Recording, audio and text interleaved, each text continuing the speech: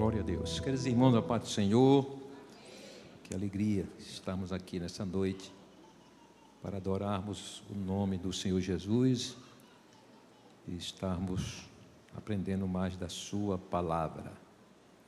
Já são 3, quintas-feiras passadas, 4, perdi até a conta, sem ministrar. Eu estava até gostando.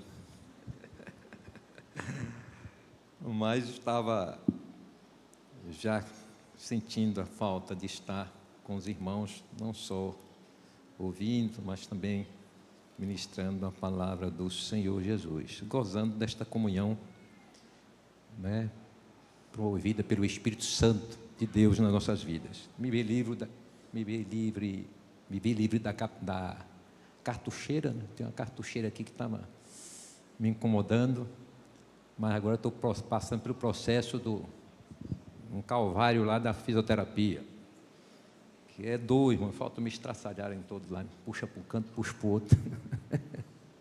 Mas Jesus é bom, glória a Deus. Abra sua Bíblia em 1 Coríntios 2, versículos 12 ao 15.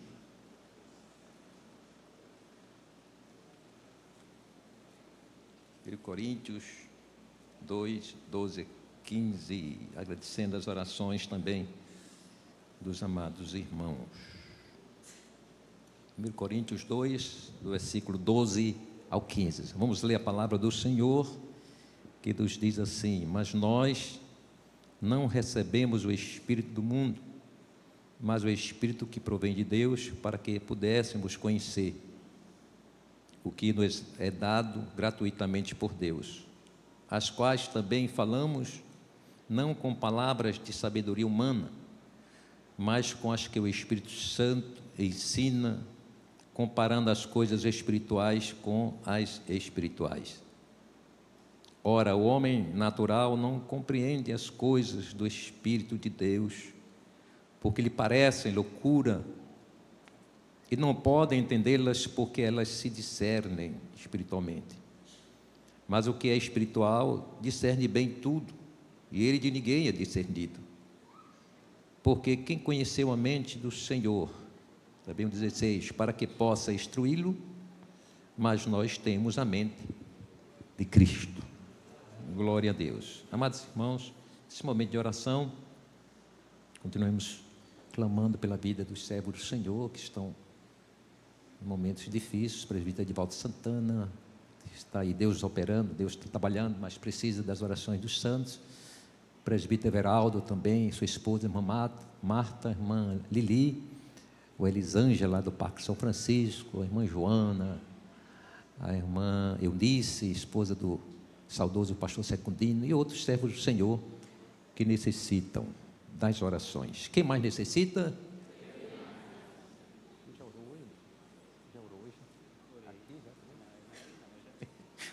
Pastor Marcos vai estar orando, intercedendo a Deus por todos nós.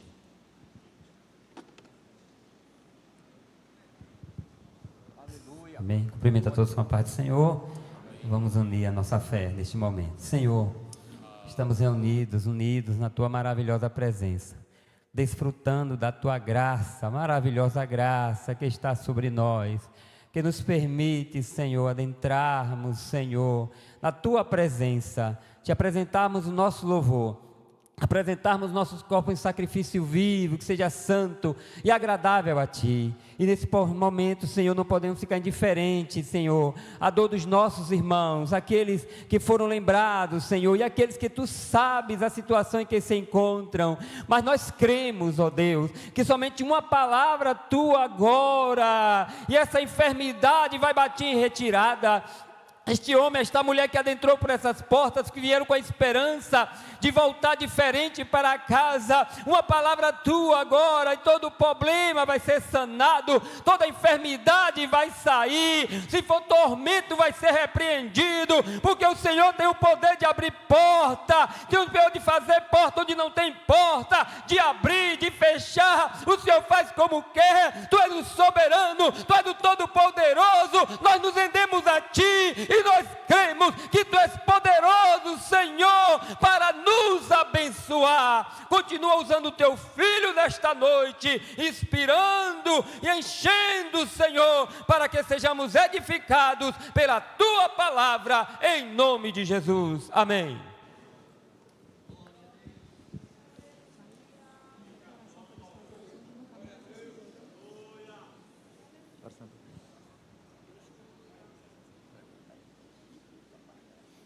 Meus irmãos, o Manema está nos lembrando aqui até para fazermos oração sobre os casais, que foi um compromisso nosso, né, durante a campanha, mas não paramos de orar pelas famílias, né? A cada dia a gente tem visto realmente os problemas, né, cercarem e somarem a igreja do Senhor, e há uma preocupação muito grande com essa questão.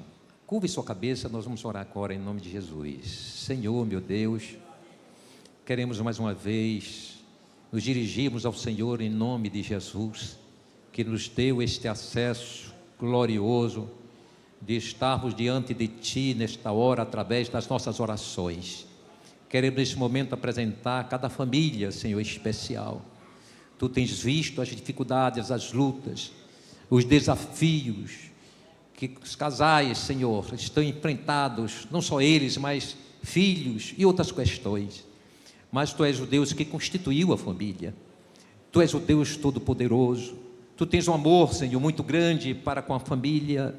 E nesse momento nós clamamos a Ti que todo espírito de contenda, de dissensão, de discórdia, todo espírito de desamor, Senhor, seja nesse momento dissipado pelo poder do nome de Jesus.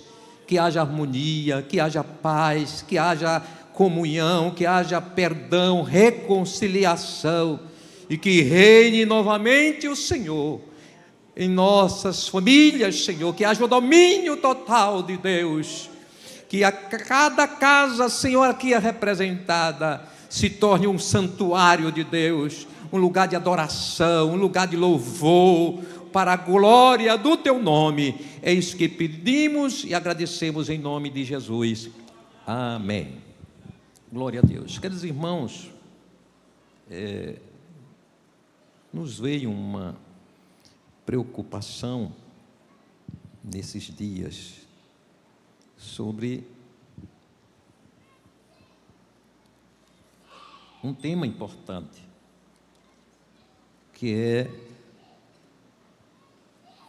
o discernimento que nós devemos ter de todas as coisas. E quando estou falando aqui de discernimento, não estou falando do dom espiritual de discernimento de espíritos, não. Estou falando de discernimento de todas as coisas, e daqui a pouco a gente fala qual o sentido principal. Mas a gente tem visto justamente que muitas situações na vida do crente, elas têm trazido para a vida do crente certos desconfortos espirituais, certas situações de dificuldades na sua fé, em decorrência justamente da falta da ausência dessa capacidade de discernimento do Espírito Santo do Senhor. O texto que nós lemos, ele vem trazendo esse entendimento no sentido de que a presença do Espírito Santo na vida do crente, ele propicia uma série de benefícios a partir da salvação.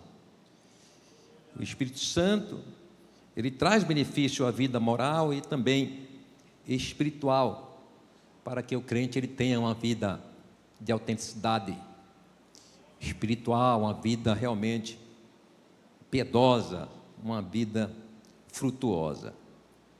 O Espírito Santo, ele traz para o crente o conhecimento e a compreensão dos mistérios da salvação, mistérios esses que estiveram ocultos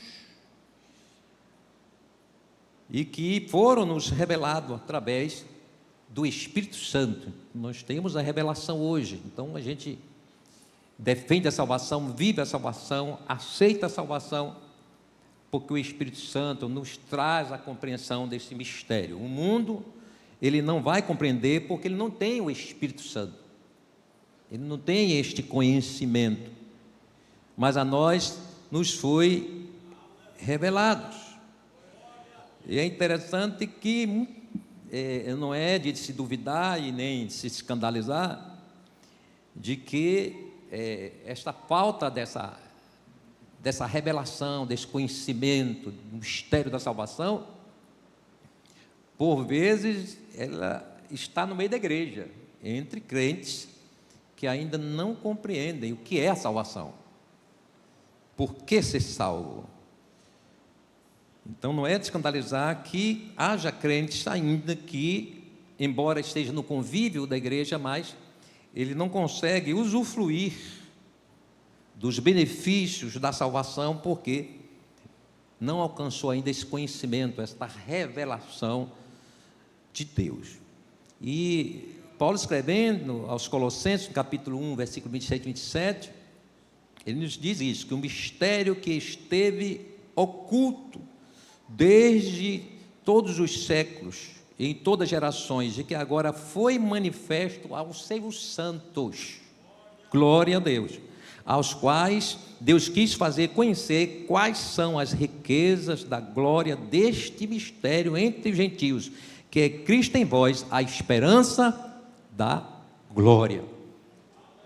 Aleluia. Então o crente, ele tem essa capacidade de compreensão. O Espírito Santo, ele vem trazendo ao crente a capacidade de moldar o seu comportamento. Ele forja no crente a mente e o caráter de Cristo. A gente sente isso, a gente vive isso, porque nós passamos pelos processos pertinentes à salvação, que são processos como a santificação, purificação, e aí vai. Mas a ação do Espírito Santo, ele não para só nessa questão de todo o preparo do crente para receber o Espírito Santo, para se tornar santuário do Senhor, para realmente se tornar um salvo. Mas o Espírito Santo também, ele condiciona o crente a capacidade de julgar todas as coisas, de discernir tudo, de investigar, e assim, dentro desta dádiva de Deus que o crente recebe, ele tem o direcionamento divino em tudo. Então ele consegue enxergar todas as coisas de antemão, os prós e os contra, quando ele tem o discernimento. Tudo na vida do crente tem repercussão espiritual. Se eu negocio, tem repercussão espiritual. Se eu negocio mal, se eu faço algo que não fui honesto com alguém na minha negociação, isso tem um afeto, tem algo, vai me afetar espiritualmente, vai atingir minha vida, minha e daquele com quem eu não fui leal. Então tudo na vida do crente, não é? Ele através do discernimento, ele consegue ter a percepção a percepção espiritual aguçada. Ele consegue ver o mal, ainda que transvestido de inofensivo. Então, o mal pode vir maquiado, pode vir moldado numa aparência de bem. E alguém que não tem um discernimento espiritual, que não é, repito, não é discernimento de espíritos, aí é um dom do Espírito Santo. Mas o crente que tem o operar ativo da sua vida do Espírito Santo, ele consegue compreender todas as coisas, entender o que acontece ao seu redor. Ele consegue discernir qual maneira como ele deve se comportar, conduzir-se. Ele consegue entender como ele deve se comportar, qual a sua conduta como um crente transformado por Cristo Jesus. Não é? Pode acontecer no meio da igreja, de acontecer pessoas ainda com certos comportamentos, porque lhes falta ainda este discernimento. Não significa não estar salvo especificamente, pode até levar a isso, não é? Quando não se observa e não procura consertar isso. Mas um crente, quando ele tem um comportamento averso àquilo que é bíblico, aquilo que é santo, e ele está na igreja levando muitas vezes isso de forma muito natural, é porque ainda ali lhes falta o discernimento espiritual do que é ser crente, do que é igreja, do que é ser salvo, do que é o céu. Glórias ao nome do Senhor Jesus para todos sempre. Então nós entendemos que o crente que anda sem o discernimento, ele pode estar num estado grave, porque quem anda sem o discernimento do Espírito Santo, logicamente vai estar andando dominado pela carne, pelos ímpetos da carne, pelos desejos da carne, não é? Isso é algo que está presente em nós. Quem nos segura é o temor a Deus, quem nos segura é a palavra, quem nos segura é a oração. E isso faz com que a gente entenda, né, compreenda que eu preciso estar ali atencioso para que eu não possa fazer algo desagradável a Deus. E se eu não me atentar para isso, isso pode se tornar uma normalidade, porque o discernimento, ele deixa o crente sensível à voz do Espírito Santo, à voz do Senhor, à palavra de Deus. E não precisa ninguém estar investigando ele, pesquisando ele, olhando ele, não é? Observando ele. Não precisa isso, porque ele tem a consciência que está andando conforme a palavra do Senhor. Então sua vida é um livro aberto, é um livro que engrandece o nome do Senhor e testemunha que ele realmente é um salvo na pessoa bendita do Senhor Jesus para sempre. Paulo, escrevendo aos Romanos, no capítulo 8, versículos 5 e 6, ele traz justamente este entendimento das tendências, daquilo que é tendente da carne e aquilo que é tendência do Espírito Santo do Senhor. Em Romanos 8, versículos 5 e 6, diz assim: porque os que são segundo a carne inclinam-se para as coisas da carne, mas os que são segundo o Espírito para as coisas do Espírito. Glórias ao nome do Senhor Jesus. Aí diz mais, versículo 6: porque a inclinação da carne é morte, mas a inclinação do Espírito é vida e paz. Glórias ao nome do Senhor Jesus. Mas alguém pode perguntar: pastor, mas o que é andar na carne?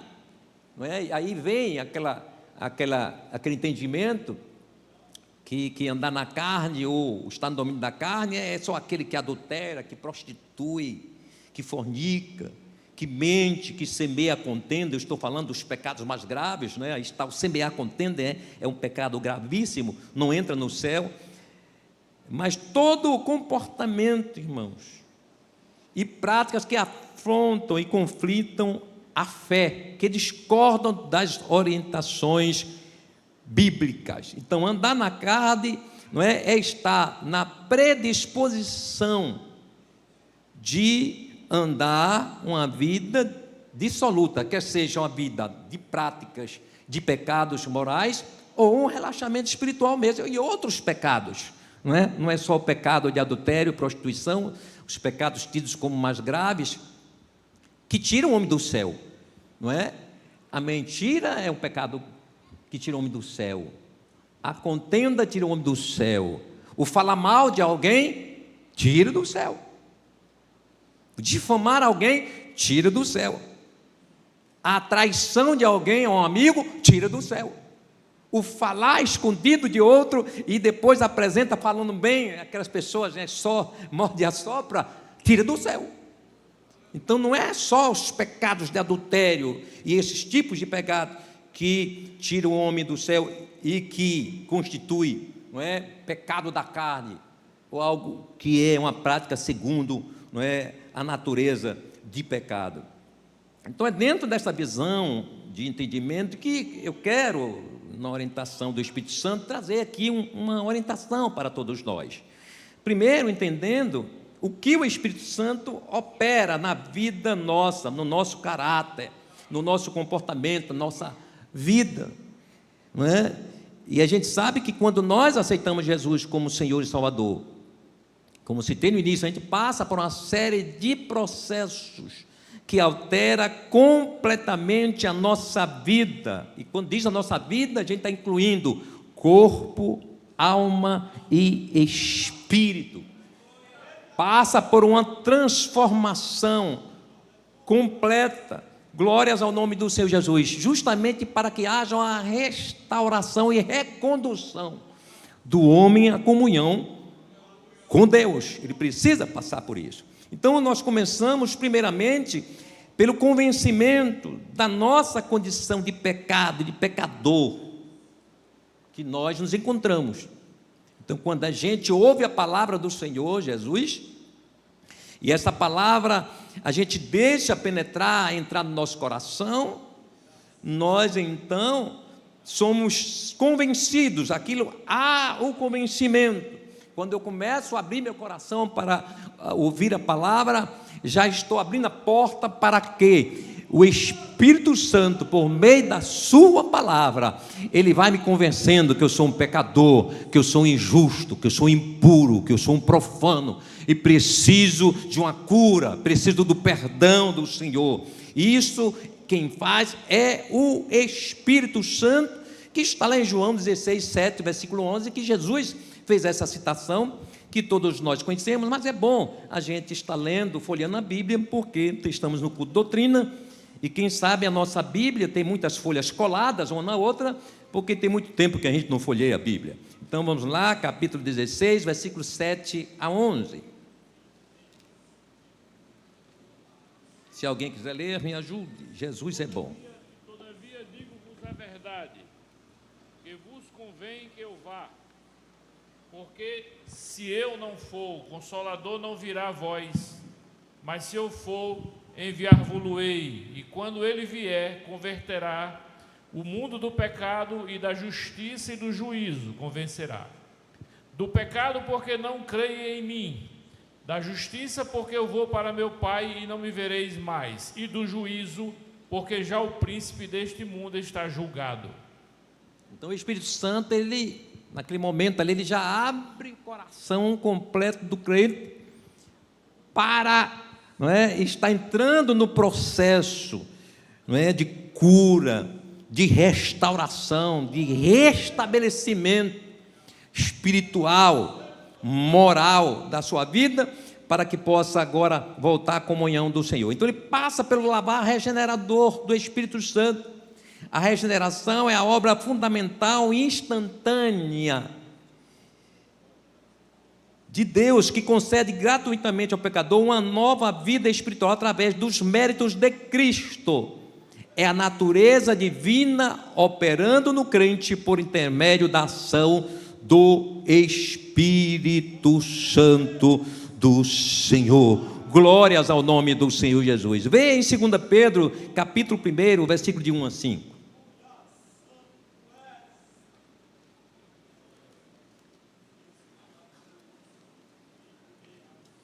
Simão Pedro, servo e apóstolo de Jesus Cristo, ao que conosco alcançaram fé igualmente preciosa pela justiça de nosso Deus e Salvador Jesus Cristo.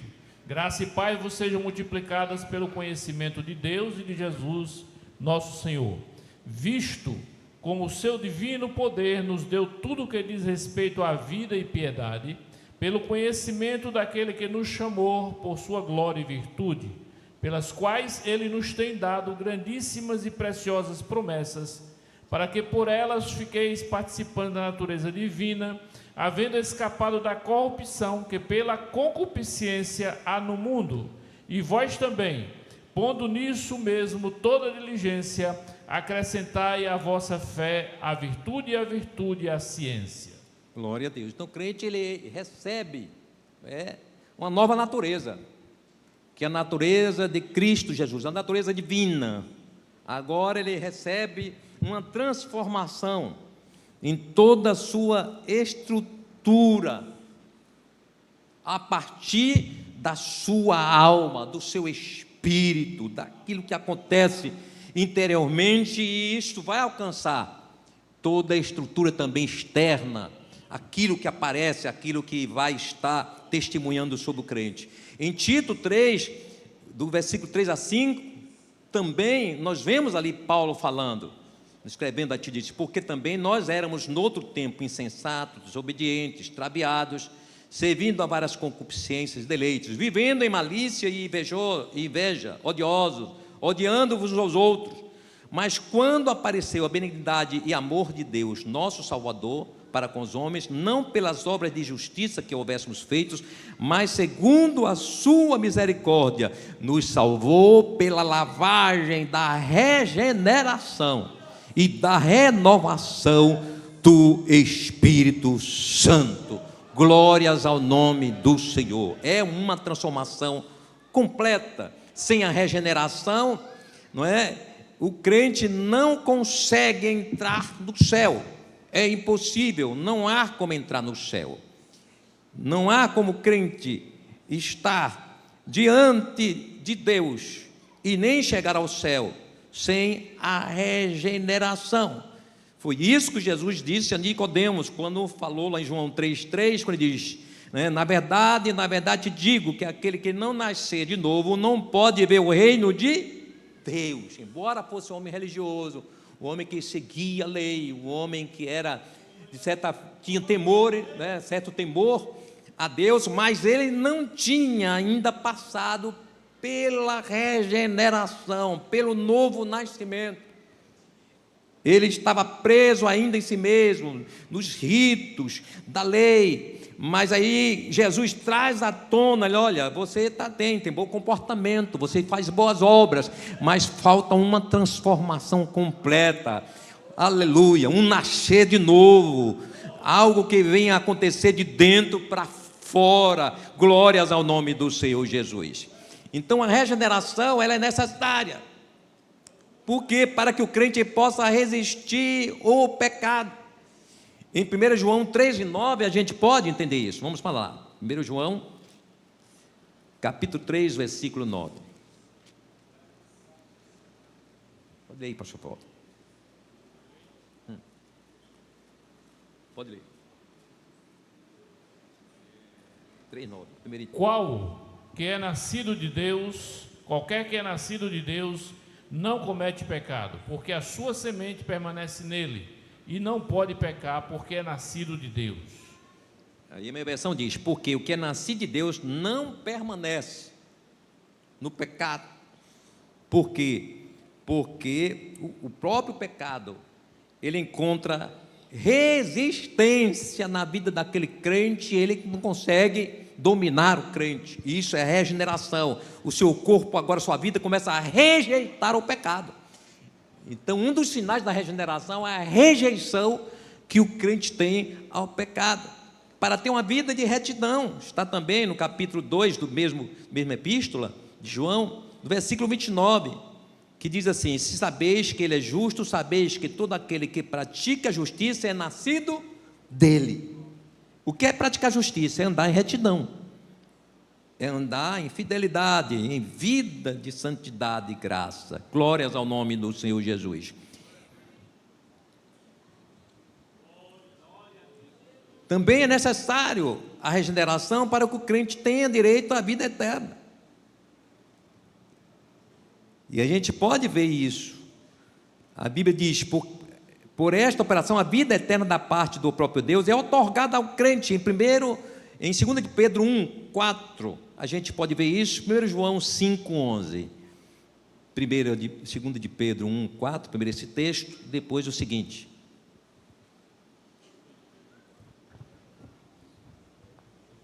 Segunda de Pedro 1,4.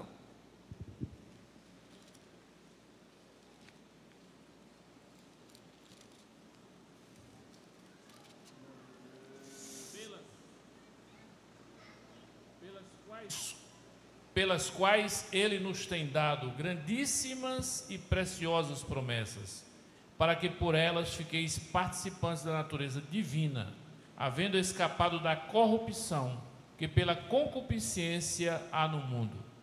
Então Deus nos deu essa capacidade, não é? Deu essa condição à nossa vida, para que nós tenhamos a condição de alcançar a vida eterna. Glórias ao nome do Senhor. Através da regeneração que o homem se torna, não precisa ler o segundo texto não, e este se torna um filho de Deus. 1 João 1,12, esse texto é importante que se leia. Aliás, João 1,12.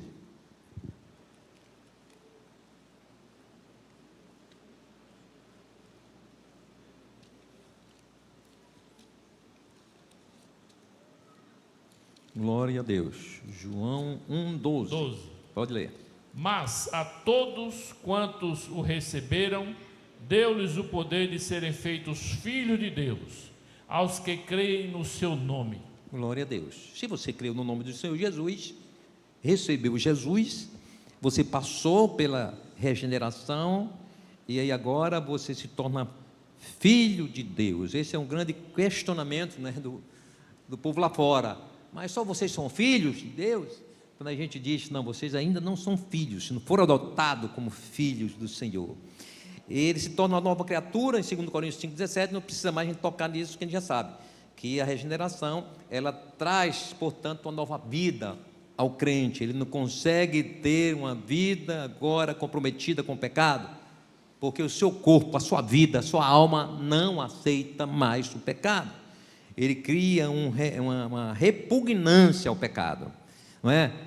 Isso é interessante. O salvo, ele tem que sentir repugnância ao pecado, não atração ao pecado.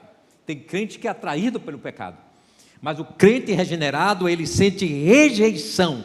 Por mais atrativo que seja o pecado, ele se afasta dele, rejeita. Glórias ao nome do Senhor Jesus para todos sempre. Então a gente já sabe que a regeneração, ela envolve a mudança da vida, né, da velha vida de pecado em uma nova vida. Isso é natural. Romanos 12:2, ele mostra justamente que agora, nessa mudança de vida, o crente agora não se conforma mais com o mundo, ele tem uma mente transformada. Ele não se contenta em ver o mundo, não é? E geralmente ele vê isso muito fluente, quando o crente é novo convertido, né? Aquele crente, e ele quer que todo mundo se converta, ele quer que todo mundo aceite Jesus, ele quer, né? E se tem uma família, então, que é fora dos caminhos do Senhor, ele implica dentro de casa e tal, cobrando da mãe, do pai, dos irmãos, que precisa aceitar Jesus, e isso é algo natural, porque ele não se conforma mais. Então, o que ele vê de anormal, no sentido de pecado, de coisas contra a palavra do Senhor, ele tem uma reação contrária àquilo ali. E isso faz parte justamente da regeneração. A sua mente agora está transformada. Glórias a Deus. Então ele agora ele foi criado, ele teve uma nova criação em verdadeira justiça e santidade. Ele agora é uma vida realmente transformada. Então um crente que ele ainda carrega certos vícios, certos comportamentos comprometedores da sua salvação, significa que ele ainda não está regenerado. Não significa que um crente regenerado ele não possa cair numa tentação e pecar. Se descuidar, cai.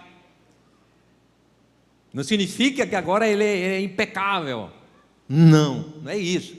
Mas ele está mais capacitado a vencer o pecado, a enfrentar o erro. Glória a Deus, porque ele quer continuar salvo, quer continuar tendo comunhão com Deus. Então a vida de regeneração, ela gera obediência a Jesus. A vida dele é uma vida de submissão a Deus, de obediência. 2 Coríntios 5,17.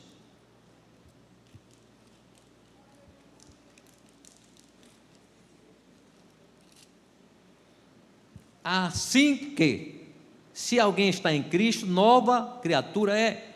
As coisas velhas já passaram, eis que tudo se fez novo. Agora vamos lá para Efésios 4, 23 e 24. 24, 23, 24. 23 e 24. E vos renoveis no espírito do vosso sentido, e vos revistais do novo homem, que, segundo Deus, é criado em verdadeira justiça e santidade. O crente que anda em justiça e santidade é porque ele anda em obediência a Cristo. Não tem como ser santo se não obedecer a Cristo. Então, quando o crente é regenerado, ele é levado à obediência a Cristo, à sua palavra. Ele é um crente que não questiona obedecer. A pior coisa que tem é o questionamento desse tempo, é o questionamento à obediência, irmão. O pastor é apenas um instrumento de Cristo, colocado por ele. Efésios 4, a partir do versículo 11, está lá: Deus deu à igreja pastores. Então, quando o obreiro também desobedece àquele que Deus constituiu como seu líder, ele está também numa vida de desobediência. Aí vai o questionamento: está regenerado mesmo ou não? Porque o crente regenerado, ele é levado justamente à vida de obediência. Glórias ao nome do Senhor Jesus. Então ele evita o pecado, ele não ama mais o mundo, ele vive uma vida de retidão, e aí ele ama o irmão. É um sinal também de novo nascimento, o amar. Deixa eu ver se eu descubro aqui, tem um texto na palavra de Deus, deixa eu ver se é esse, eu marquei, não tenho muita certeza se é esse. 1 João 4, deixa eu ver se é ele aqui, 4, 7, diz assim, pronto, é isso mesmo: amados, amemo-nos uns aos outros. Olha a gravidade disso aqui, viu? Porque o amor é de Deus, e qualquer que ama é nascido de Deus e conhece a Deus. Logicamente, quem não ama, não conhece a Deus, também não nasceu de novo, não é regenerado. E há desamor na igreja, cada um responda. Você ama seu irmão? Você ama seu pastor? Você ama a regente do grupo? Você ama?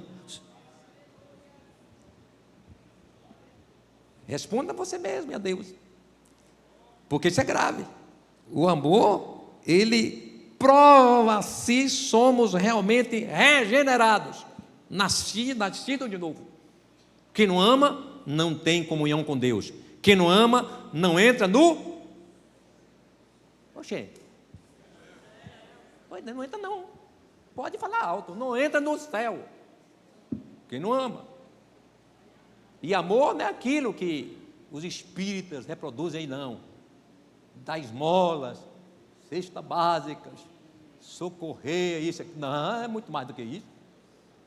O amor é não falar mal, é não difamar, é não suspeitar do seu irmão, é não criticar seu irmão.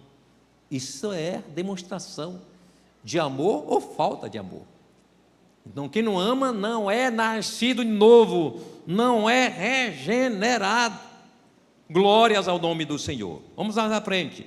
Então, o Espírito Santo também ele promove a santificação, que é a mudança de ímpio para santo. A doutrina da santificação é uma das mais negligenciadas. Infelizmente, a isso,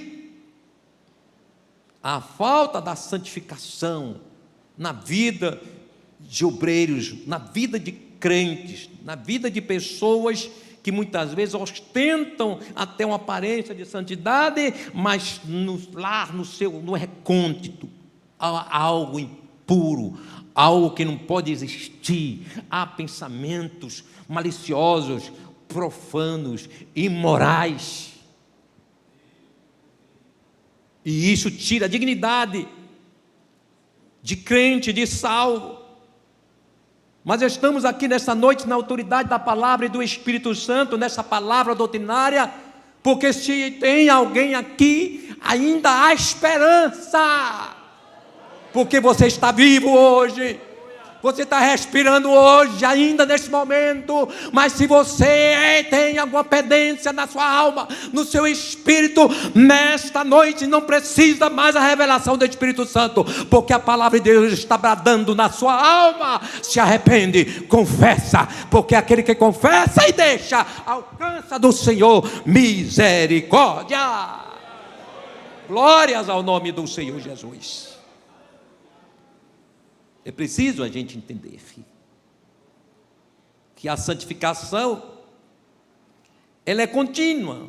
A mudança, aquela mudança que sai da condição de pecador, de ímpio, agora passa a ser um crente, mas é um processo contínuo, é continuado, para que o crente ele possa a cada dia, não é, a sua identidade com Cristo se aperfeiçoe.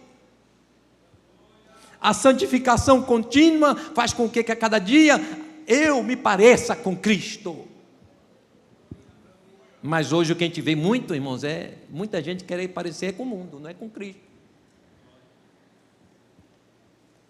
Ela não busca os exemplos bons. Ela não busca os exemplos bíblicos. Mas ela muitas vezes é levada pela influência. Porque vê alguém fazendo uma coisa, eu vou fazer também. Ah, porque tal igreja faz, aí quer fazer também, porque outra igreja faz. Ah, porque tal pastor libera. As 7 cartas do Apocalipse está lá. 7 igrejas, 7 pastores. E cada igreja com sua dificuldade, seu problema espiritual. E ali a gente vê justamente exemplos de comportamentos de igrejas deste tempo. Tem igreja de todo tipo. Tem igreja de Esmirna, de Tiatira, de Laodiceia, tem de Filadélfia, tem de Éfeso, foi o nosso congresso. Então é igreja para todos os gostos. Mas só foram 2 igrejas das 7 aprovadas. Vocês se lembram quais foram? Quem foi as 2 igrejas? Não vou dizer não. Você tem que saber. Os obreiros não digam não. Eu estou dizendo para os obreiros dizer, estão dizendo? É para o povo dizer. Vocês sabem. Esmirna e as únicas igrejas que receberam, irmãos, elogio do Senhor. Todas as outras igrejas tinham pendências. Então não olhe para isso. Ah, porque tal igreja lá está acontecendo isso, aquilo, cuidado, porque lá você também abrir mão para o adultério, tu vai adulterar? Se lá liberar, não pode fornicar, tu vai fornicar? A gente tem que andar na palavra. É conforme a palavra. Se a palavra me dá condição a ter uma vida, não é, que eu ache, não é, que eu deva ter, se a minha vida, se a Bíblia me dá esse respaldo, eu vou seguir a Bíblia. Então o compromisso do crente e do pastor não é com o povo em si. Entenda o que eu quero dizer? O compromisso do pastor é com a igreja, no sentido com Deus. Porque Deus lhe confiou algo que não é dele, do pastor, é de Deus. Eu vou responder por aquilo que é de Deus. E se eu respondo por algo que é de Deus, eu não posso andar segundo o que eu quero. A minha interpretação, minha forma de andar. E tem muitos crentes confusos com isso, justamente porque certos pastores perderam o fio da meada, irmãos. E acha que a igreja deixa o povo à vontade. E porque andar deixar à vontade, eu lembro logo do que aconteceu com, quem se lembra, um exemplo bíblico lá do Velho Testamento? Quem foi que construiu o bezerro de ouro? Repete, quem foi? Quem era Arão? Irmão de... E quando Moisés subiu lá para conversar com o Senhor durante 40 dias, 40 noites, quem ficou embaixo responsável pelo povo? Daqui a pouco Deus diz, desce Moisés, porque o teu povo desviou.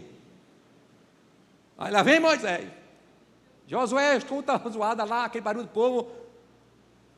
Que barulho é esse? Ele entendeu, né, meu filho? Isso aí não é barulho de santidade, não. Isso é barulho de movimento lá estranho. Alguma coisa está acontecendo, é dança, outra coisa. Quando chegou lá embaixo, irmão, que ele viu.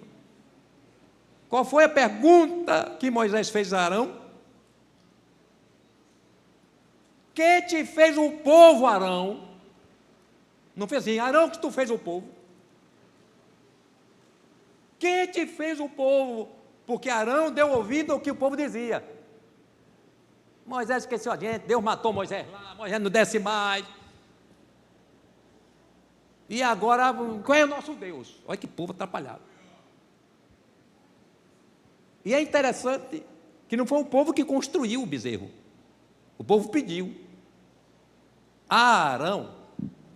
E ele diz assim, olha, ele diz que juntou, não, o povo, juntei aqui, peguei o ouro do povo, argola, adereço e tal, aí para que serve a argola, viu?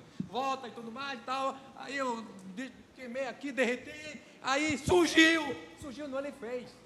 Ele mudou o bezerro mesmo, ele mudou. Não surgiu coisa nenhuma, ele fez. Então o pastor, ele pode, muitos pastores construindo bezerro de ouro por aí, irmão. Eu não sou construtor de bezerro de ouro, me goste de mim, quem não quiser, gostar. Eu compromisso é com a palavra e com Deus. Eu não mudo porque Deus não muda. Deus não muda. O que foi santidade lá na origem do homem no Éden, é santidade até hoje. O que é pureza lá no Éden, é pureza até hoje. A palavra de Deus não mudou.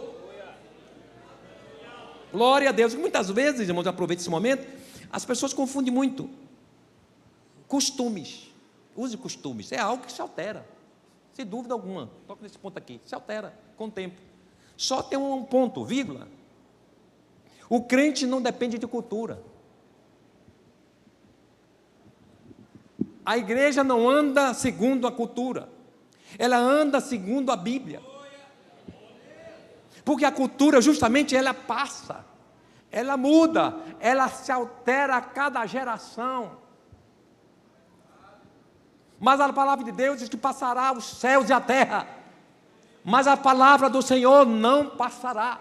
O que a Assembleia de Deus defende não são simplesmente costumes, são bons costumes. Se são bons costumes, por que eu mudar bons costumes? Se muda o que é mal. Então não tem nexo. O que a igreja conserva, a Assembleia de Deus, são os bons costumes. A igreja não anda segundo a cultura, ela anda segundo a palavra do Senhor. Porque a cultura, ela é tendenciosa a levar a práticas outras que confrontam a palavra do Senhor. Voltemos à palavra. Então já sabe que santificação é separar-se do mundo, da sua filosofia de vida e das concupiscências que são do mundo, a fim de consagrar-se totalmente a Deus, meu. É totalmente. Corpo, alma e espírito, né? Porque tem igreja por aí que só basta só o coração. Aí tinha um irmão que diz assim, eu não sei será que Jesus é magarefe? Porque só quer o coração, então ele repartiu o boi lá. É complicado. Então o crente às vezes tem crente, olha, mas quando o crente ele quer andar fora da palavra do Senhor, ele procura tanta forma de justificativa para se comparar com, não, mas a igreja evoluiu, a igreja está atrasada, minha gente, que absurdo! Quem já ouviu isso? A gente ouve todo dia isso. Que absurdo negócio desse, que pastor retrógrado, que irmã quadrada é essa, está nesse tempo ainda? Cuidado com esse discurso seu, Jesus vai, a trombeta vai tocar, tu não vai nem ouvir. Só pela desobediência sua, só pelo enfrentamento que você está tendo. A verdade, não precisa você simplesmente, eu estou obedecendo a palavra de Deus, não obedeço a homem. Se você não obedece determinações que são da igreja, que são determinações com base bíblica, constitui pecado do mesmo jeito. É desobediência. Adão e Eva pecaram porque comeram lá o fruto? Foi isso só? O que foi o pecado? Desobediência. Então tem esse discernimento para entender o que é uma coisa e outra, para que você não seja iludida e perca a sua salvação. Vamos para frente. Então a salvação, a santificação, ela é contínua. Provérbios 4,18 dá esse entendimento. Diz assim, mas a vereda dos justos é como a luz da aurora, que vai brilhando mais e mais, até ser dia perfeito. Aí Paulo escreve, 2 Coríntios 3,18, ele diz: mas todos nós, com o rosto descoberto, refletindo como espelho a glória do Senhor, somos transformados de glória em glória, na mesma imagem, como pelo Espírito Santo. Então o Espírito Santo está ali sempre, né? Continuamente santificando o crente. Então o crente que ele tem o discernimento do Espírito Santo, ele sabe o que é ser santo. Ele não precisa ser pressionado pela igreja, irmão. Ele não precisa ser chamado a atenção do pastor. Ele não precisa se esconder, porque ele tem a consciência de um andar cristão. Então é inadmissível quando eu vejo crente às vezes se escondendo, para não ser visto de certos comportamentos que tem. E ele esquece da filmadora lá de cima, que nunca desliga, a bateria nunca se esgota, a filmadora de Jeová. E a Bíblia diz que a filmadora diz que passeia por toda a terra, vendo justos e injustos. Diz que seus olhos, olha, a filmadora tem até chama como chamas de fogo. Ninguém se esconde ao olhar de Deus. Glórias ao nome do Senhor Jesus. Então é bobagem do crente que ele tem dois comportamentos. Um comportamento na igreja é um jeito, lá fora é um jeito, na faculdade é um jeito, em casa é outro, no trabalho é outro. Que negócio é esse? Você é crente em todo lugar, hein, meu irmão? Você é crente em sua casa, no seu quarto, você é crente no trabalho, crente na faculdade, aonde os seus pés pisar é Cristo na sua vida, e você testemunhando: Jesus me salvou, Jesus me transformou, Jesus me restaurou, louvado seja o nome do Senhor Jesus para sempre. E os meios da santificação a gente sabe: palavra, o sangue de Jesus, o próprio Espírito Santo, a fé em Deus. Também é outro processo, somos justificados diante de Deus. Então nós passamos a não ser devedores mais a Deus, através de Cristo. Cristo assumiu a nossa culpa e nos justificou, e nos deu, portanto, essa condição de livre de qualquer condenação. Então o crente, ele é justificado por Deus. O Espírito Santo, ele opera também essa justificação. Vamos ler Romanos 3:20 e depois 8:33 e 34. Romanos 3. 3:20. Por isso, nenhuma carne será justificada diante dele pelas obras da lei, porque pela lei vem o conhecimento do pecado. Isso, aí você vai ler agora 8:33 e 34.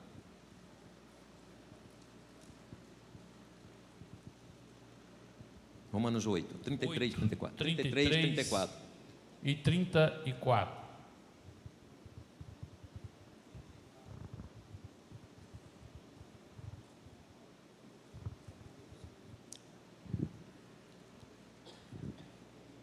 Está escrito assim: quem intentará acusação contra os escolhidos de Deus? É Deus quem os justifica. Quem os condenará?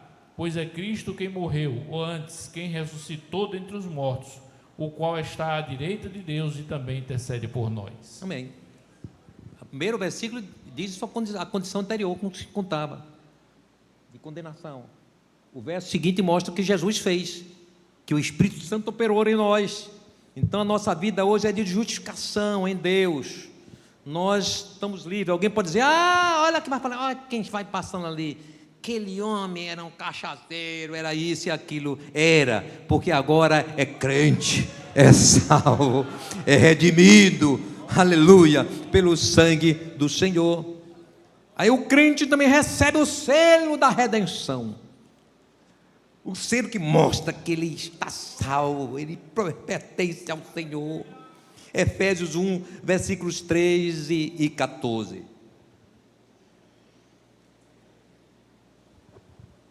Em quem também vós estáis, depois que ouvistes a palavra da verdade, o evangelho da vossa salvação, e tendo nele também crido, fostes selados com o Espírito Santo da promessa, o qual é o penhor da nossa herança, para a redenção da possessão de Deus, para louvor da sua glória. Olha bem, se ele, esse crente, ele recebeu esse selo de garantia da sua salvação, ele está ali, guardado por Deus, selado como propriedade de Deus. Ele, logicamente, ele tem uma vida de discernimento espiritual, porque senão até a própria compreensão do que seja o selo do Espírito Santo, ou o que é o Espírito Santo, por que esse selo na vida dele, não vai ter a compreensão, ele não vai ter o entendimento, e isso muda tudo, irmãos, porque o selo da redenção, que é a presença do próprio Espírito Santo, também ele traz esse sentido. Aí o crente passa a ser o quê? Santuário do Espírito Santo de Deus, templo de Deus, santuário do Espírito Santo. Em 1 Coríntios 6, 19 e 20, o texto que muito nós sabemos, não é? Temos isso em memória, ele diz: ou não sabeis que o vosso corpo é templo do Espírito Santo que habita em vós. Ou seja, vocês não sabem. Quando Paulo disse, vocês não sabem não sabeis, quando ele falou ali, ele estava falando em decorrência, porque tinha crentes da igreja de Corinto que estavam andando em uma vida fora completamente dos padrões da palavra do Senhor. Não estavam demonstrando que não eram nascidos de novo. Ele disse, olha, aí ele diz, se lembrem, vocês não sabem disso? Atentem para isso, que vocês são templo do Espírito Santo. Então, aqui está um detalhe importante para o crente ter uma vida santa, irmãos. Só ele ter a consciência que ele é templo do Espírito Santo. Pronto. Se eu sou templo do Espírito Santo, eu vou ter que ter esse entendimento de saber como vou andar, meu pensamento, como é minha mente, como deve ser minha mente, como vou negociar, como será minha postura, tudo que se diz respeito à nossa vida, ao nosso dia a dia, a consciência de que a presença do Espírito Santo está ali, cultuando na sua vida. Todo dia tem culto na vida do crente, é um culto que não termina, vai terminar o culto aqui daqui a pouco, mas o culto do Espírito Santo no seu corpo, ele continua. E eu tenho que entender isso. E a gente entende Paulo falando justamente o quão sensível é o Espírito Santo a isso, a estar dentro da gente, desses cacos de barro. Está ali Jesus, né? No meio desse povo que ele resolveu, só vou botar aqui, nesses vasos de barro, vou colocar algo precioso, que é a presença do Espírito Santo. Isso é algo nobre, irmãos. Isso é algo que nos deixa assim, meu Deus, quem sou eu para ter o Espírito Santo? Glória a Deus. Isso me faz a ter uma vida de responsabilidade. É por isso que Paulo diz, não entristeçais o Espírito Santo de Deus, pelo qual estáis selado. E é importante a gente entender isso, que a presença do Espírito Santo na nossa vida, ele faz com que andemos sempre em novidade de vida. Pode mudar quem quiser mudar, mas eu continuo andando conforme o Espírito Santo deseja. Eu não posso macular o Espírito Santo na minha vida. Eu não tenho esse direito. E aí o crente passa, estou encerrando essa parte, pelo processo de capacitação espiritual. Ele agora está pronto. Isso tudo é para chegar em discernimento de espírito, viu? Só na próxima quinta-feira a gente entra propriamente no assunto. Então ele passa a ser santuário espiritual, agora ele passa por uma capacitação espiritual. Se diz respeito a uma vida de maior fervor e devocional, para a confissão de fé, né, mais autêntica, mais fervorosa, assim, para testemunho cristão, vida de frutificação e autoridade espiritual. E a porta de acesso é o batismo com o Espírito Santo. E aqui tem uma palavra para você, meu irmão, quem sabe busca há muito tempo o batismo com o Espírito Santo. Não pare, não desista, não perca o ânimo, porque Atos 2:39, a palavra de Deus nos diz assim, porque a promessa vos diz respeito a vós, a vossos filhos, e a todos os que estão longe, e tantos quanto Deus nosso Senhor chamar. E quem é chamado aqui por Deus? Se você não recebeu, você pode receber hoje.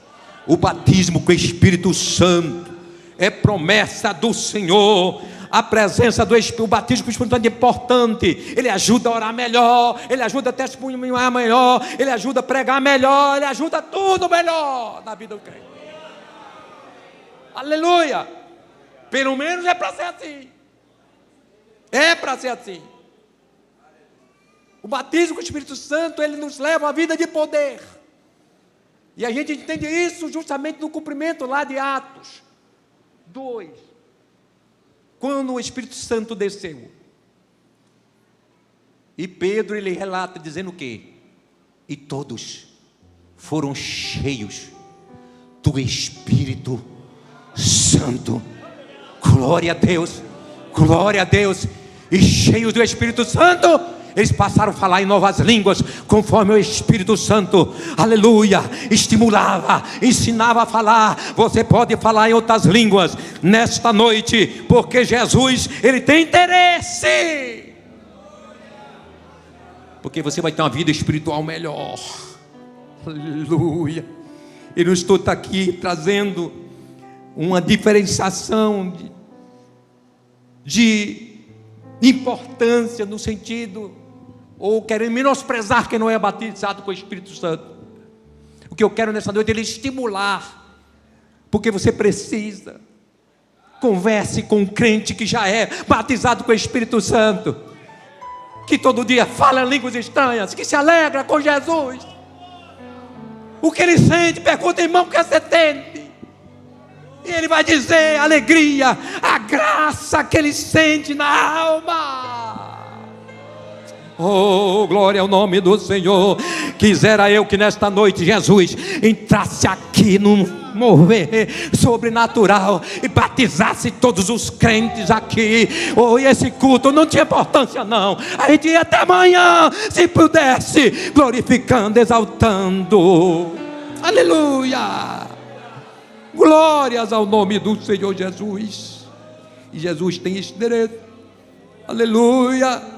E aí depois o crente recebe o batismo com o Espírito Santo. Aí agora ele abriu o portal para os dons espirituais.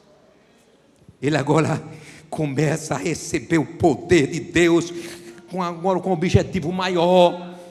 Ele agora vai buscar os dons espirituais. E os dons espirituais, eles são para evidenciar de forma sobrenatural o poder de Deus sobre a vida da igreja. É por isso que é importante a igreja ter sinais. Foi o que atraiu a multidão, irmãos. Foi o que Jesus estava fazendo de fato na igreja, através da igreja. Paralíticos andavam, cegos enxergavam, mudos falavam. Glória a Deus. Aleluia, mortos ressuscitavam. E o que eu quero dizer nessa noite, Jesus não mudou, o Espírito Santo não mudou.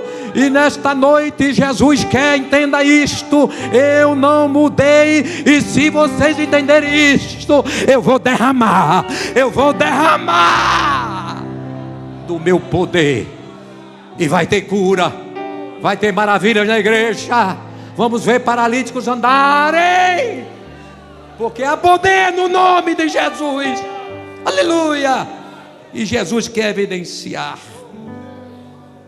E eu fico por aqui nesta noite, mas ainda no aquecimento, para falarmos sobre discernimento na próxima quinta-feira, se Jesus não voltar. Se ele voltar é melhor, porque aí não precisa mais doutrina, não precisa mais ensino, porque agora estaremos na estado de perfeição eterna com Jesus Cristo. Glórias ao nome do Senhor. Deus nos abençoe.